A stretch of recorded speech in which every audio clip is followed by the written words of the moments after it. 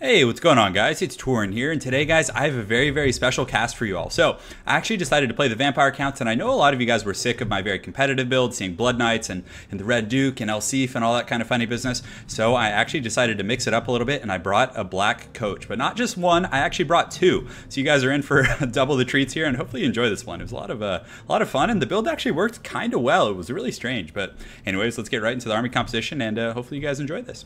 So, my front line, I just went pretty, standard rank and file as far as, meta vampire front lines. I have the Graveguard here mixed in with the Sternsmen, and then supporting them for armor piercing, I do have Cryptors, and then a Claw of Nagash, of course, to round everything out here.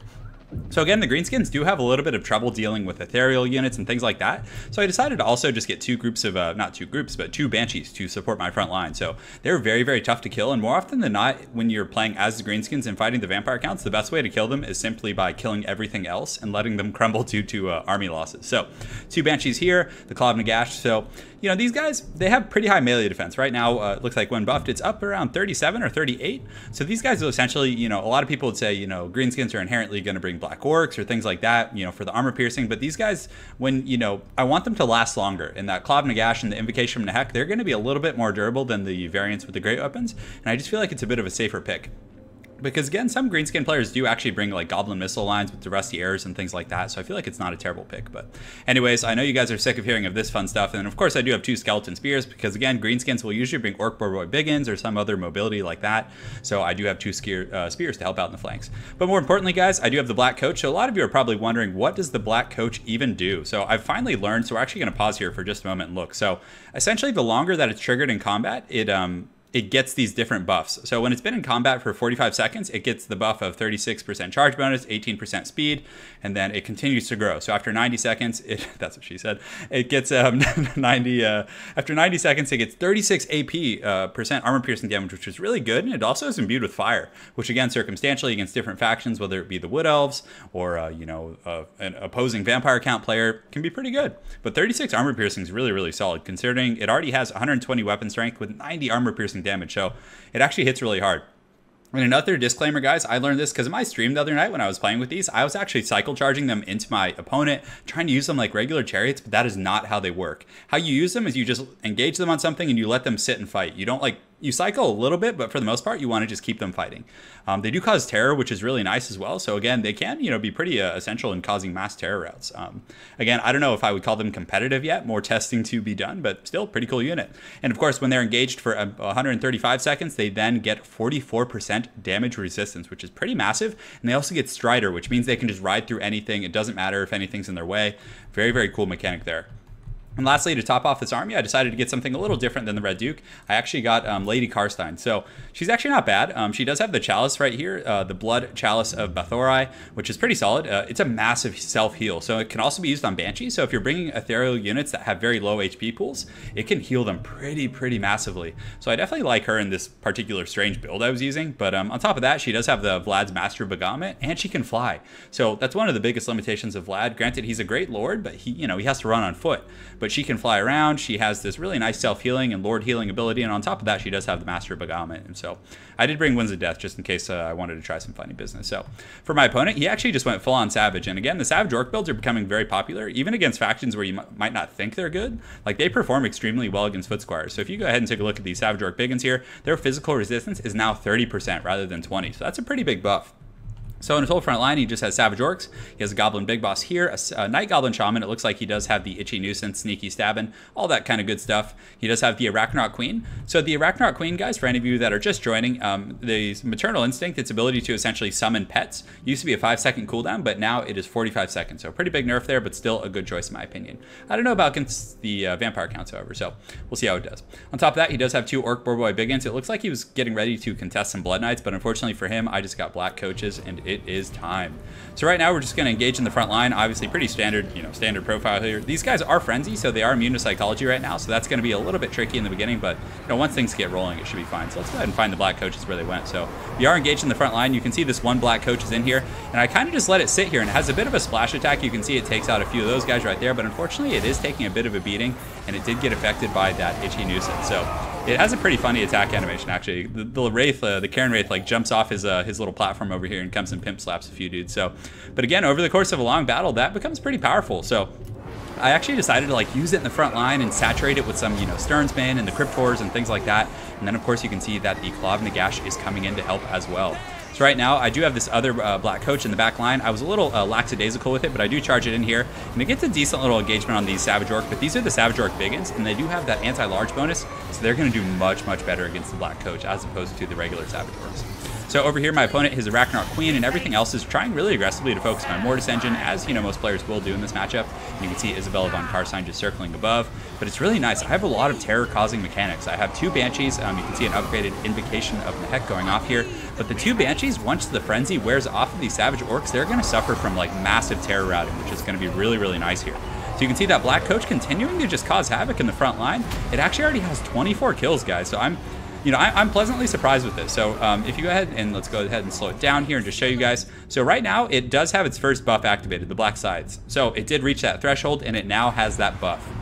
So again, it's going to continue to accumulate power. Unfortunately for me in the back line, this one kind of got trapped. I kept trying to path it out, but he also did pull some Orc Boy Biggins. So unfortunately, it does get slayed pretty savagely by these Savage Orc Biggins back here.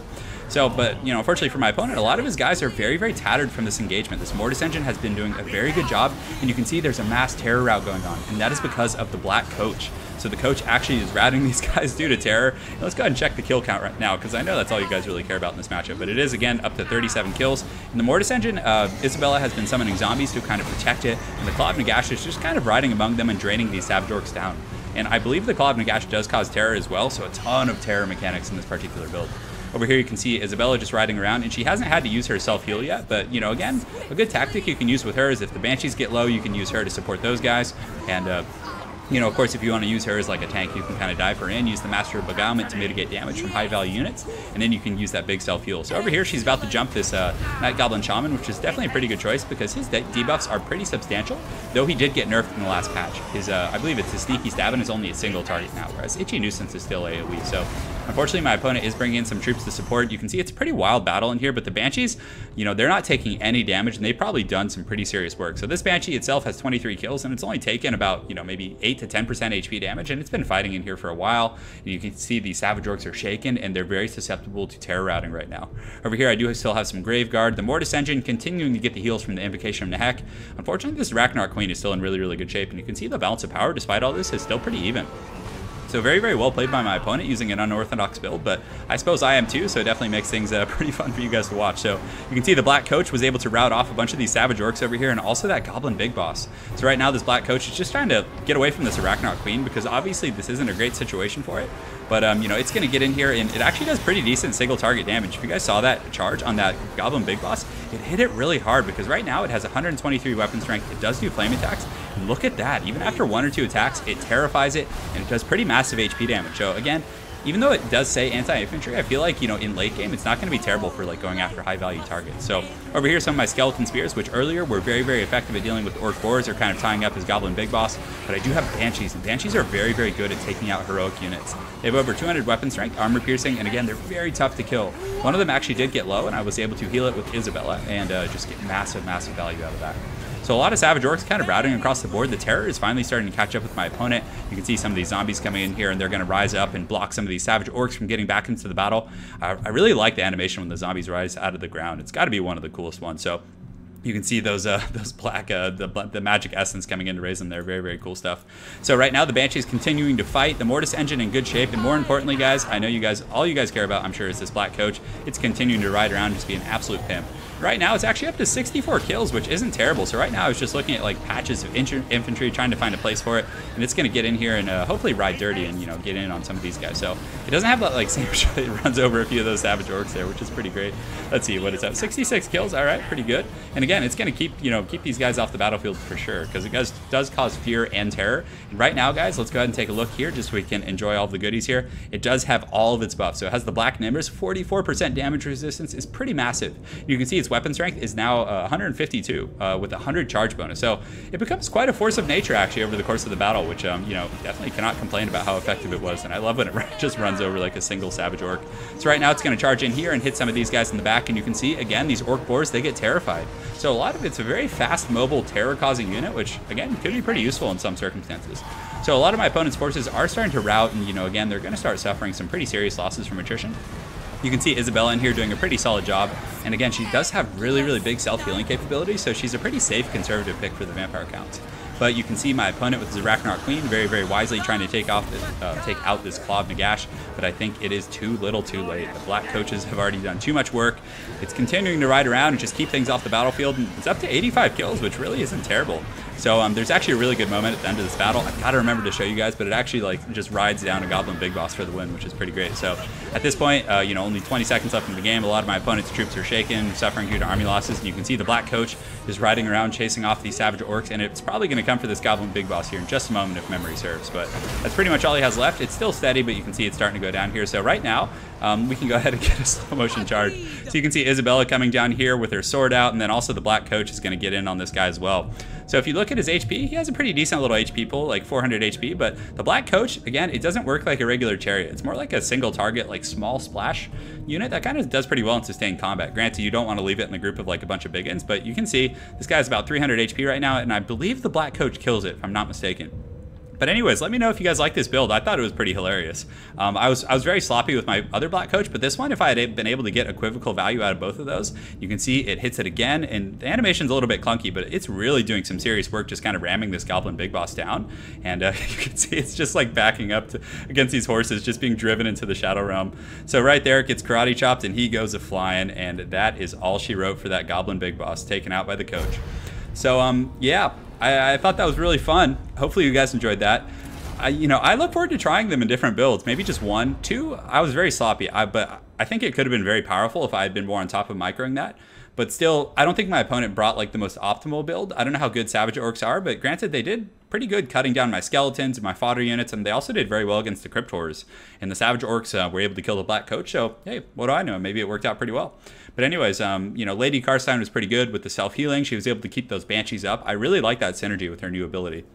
Well, I guess it's not a new ability, but with her unique ability. Pretty nice there. And also the fact that she can fly and she has Master Beguilement. I just don't see why you would bring, you know, Vlad von Karstein. I know Vlad has the Aura of Grandeur or something that does -4 leadership, but I still think her ability to fly while still having the quintessential ability, the Master Beguilement, is very, very strong. So anyways, very well played to my opponent, Joe Can Die. I hope you guys really like the Black Coach build. Look forward to trying it a bit more, and I hope you all have an excellent night. Take care.